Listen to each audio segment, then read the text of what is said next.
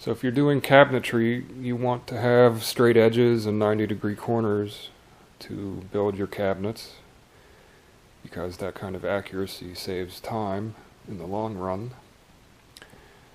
But factory edges on plywood sheets are seldomly square. Sometimes they can be off by as much as 1/8 of an inch over 4 feet. And the edges sometimes are not perfectly straight. So this is a factory edge here. You can see it's fairly rough. And so you don't get a good glue line, so you have to trim them off anyways. I just built this edge trimming router jig that I'm going to use for processing plywood parts. It's a rather large jig. I incorporated it into my assembly table here.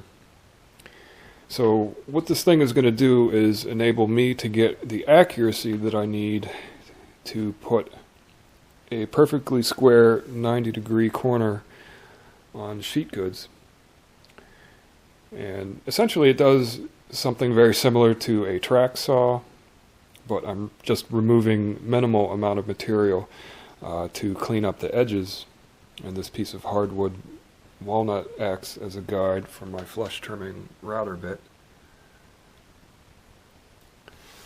And if I need to straighten one of the long edges first, I use this straight edge as a guide. And so that gives me the ability to produce a very crisp, clean, long edge and a 90-degree adjacent edge very accurately.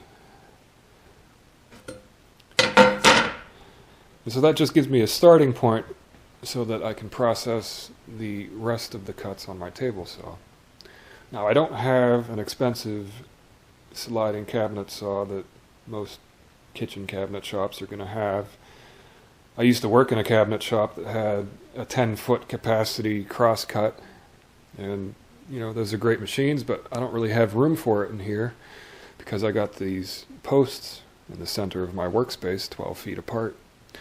And plus I don't have 15 grand to invest in a machine like that. So this is going to give me the level of accuracy that I need with minimal investment.